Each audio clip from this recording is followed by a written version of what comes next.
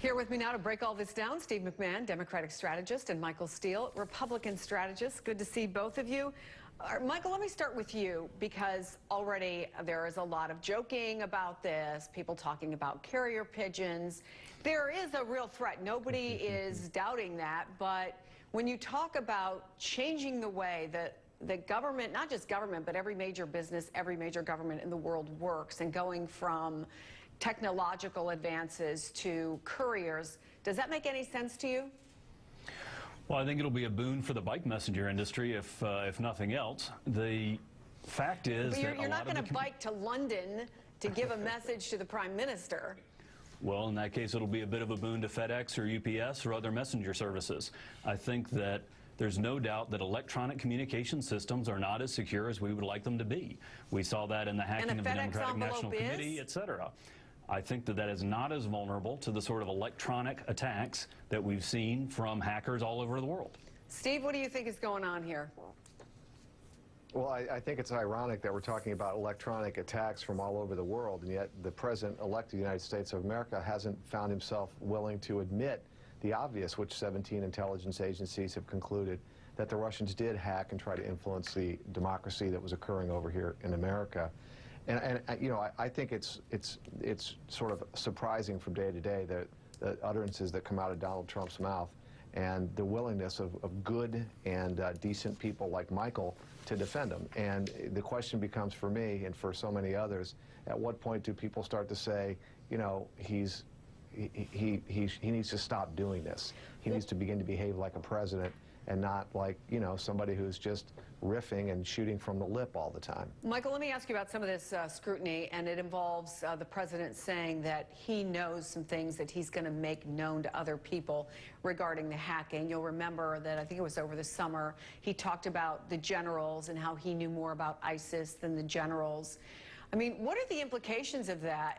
And do you think he could possibly know something that the 17 intelligence agencies don't know? I have no idea, and I think there's going to be an investigation on Capitol Hill, and I think that there's going to be investigations in the appropriate agencies, and I think the truth will come out.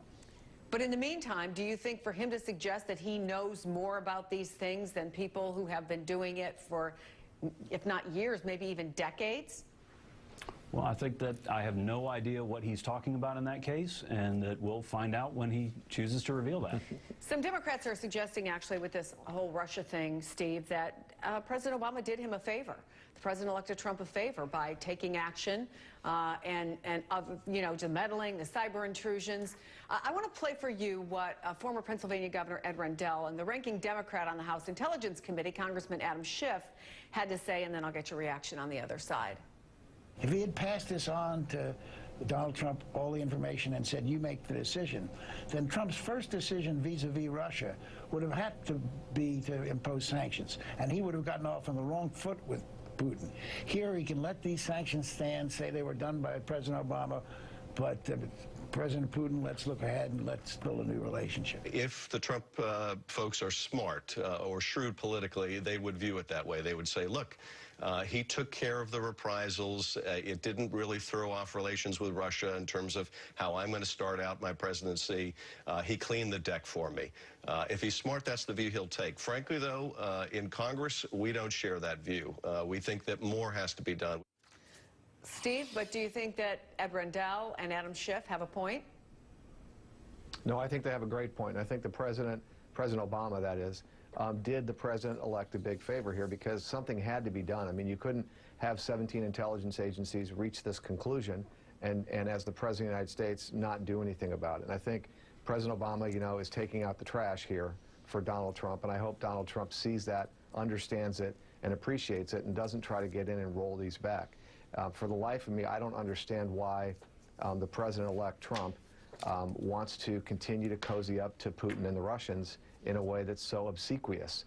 And I hope it doesn't continue because, you know, this is a country that prides itself on our strength and independence, and I think we need to continue to stand up to Russia when they do things that are objectionable, including hacking a democratic process in the United States of America. Michael, what do you think that this is setting up? Because obviously Congress coming back tomorrow, and you have some of the most respected experts on national security who are Republicans, John McCain, Lindsey Graham, who think actually tougher actions need to be taken. Direct opposition to what we're hearing, at least at this point, from the president-elect. Where does this go? Well, I think that both of the past two administrations have sought a closer relationship with Russia initially, and that's run into the cold, hard reality that President Putin's interests do not coincide with the national interest in the United States. I think that's going to be a subject of a lot of discussion on Capitol Hill.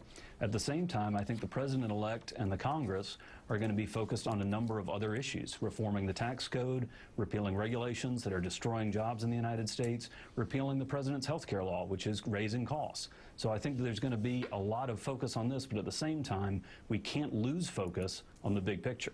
Michael Steele, Steve McMahon, good to see you both. Gentlemen, thank you. You. Thank you.